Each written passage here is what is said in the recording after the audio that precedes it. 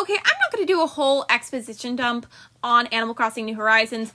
If you don't know what it is, come talk to me later. But the general gist of it, in which that we kind of need it in this context, is that in order to progress in the game, you need the in-game currency, known as bells. And when I say you need bells to progress in the game, it's not a lie. It's honestly the truth. Without bells, you wouldn't be able to buy stuff from Nook's Cranny. Without bells, you wouldn't be able to even upgrade your house. Therefore, you wouldn't be able to change your villagers out, and you'll be stuck with the two most annoying villagers ever. Why did this game give me these two? Anyways. To gather bells, you have many choices in which you can go. This is actually quite similar to the American Free Enterprise, where the people determine how much resources are used and where they are used.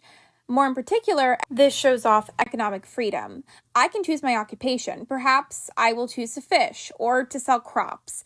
Maybe I will craft and then sell the items to Nook's Crannies, as Nook's Crannies will give you a different amount of money for certain items per day, as they are like special or whatever. I don't understand it, and I never really use that, sorry. You can also sell turnips as the price changes every day, and there are many people who put spreadsheets on how much money they can earn from turnips alone.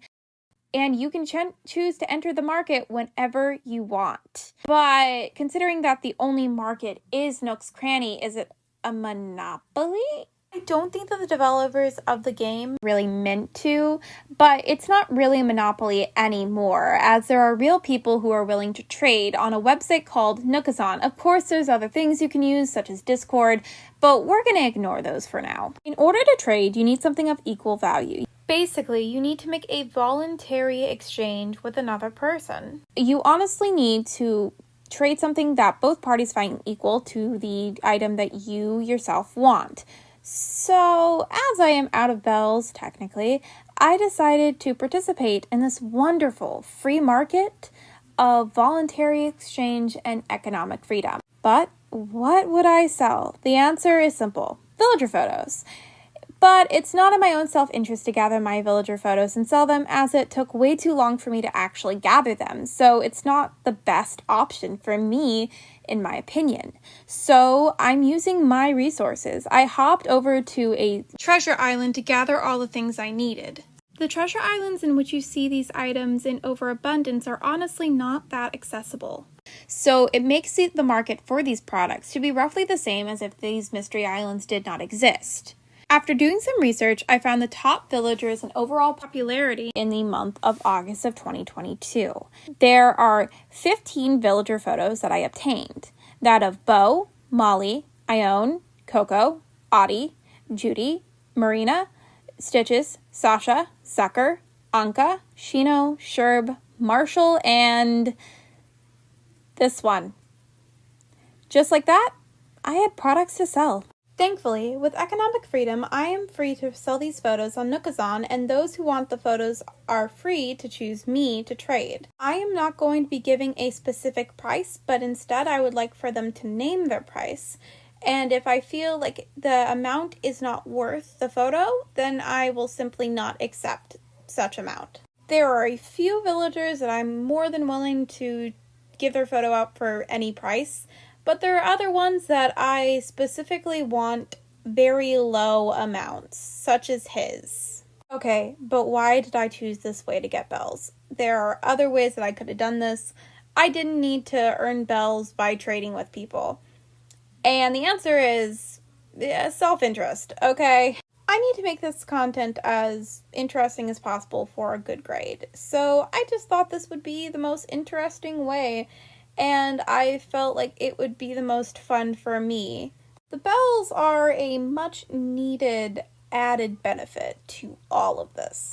Back onto the idea of self-interest, what makes Nookazon work so well is just that topic. Without people making the decision to trade for another item, as they would benefit from that item, the trading system would collapse. Another thing that translates well with Nookazon is you get to choose the people who interact with your property. The reverse is also true for others. This would be known as economic freedom, and connected with economic freedom is voluntary exchange, where you get to choose if one item is equal to the value of another item. So Nookazon embodies the idea of self-interest, economic freedom, and voluntary exchange, making it pretty interesting to study, honestly. I was able to interact with people on this website. I was able to figure out the dealings and how things worked on the website, and it was quite an interesting thing to look at. And to make sure nobody gets confused, I was kind to every single person who offered. This is even if they gave me an estimate that was just lower than what I really wanted to take for specific villager photos. That's because I feel as if people who are buying these things and trading, they really need to feel respected, and that's why I gave everyone a small little gift along with their photo as a way to say thank you. And it's also a way to say, hey, if you want to come back and trade, I'm more than willing to.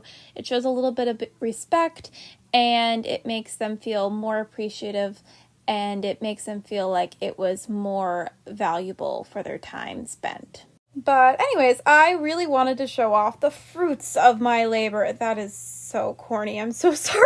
Now, you may be wondering, what about him? How much did I get for his photo? And the answer is, I only got 50,000 bells. I wouldn't accept anything higher. He doesn't deserve it.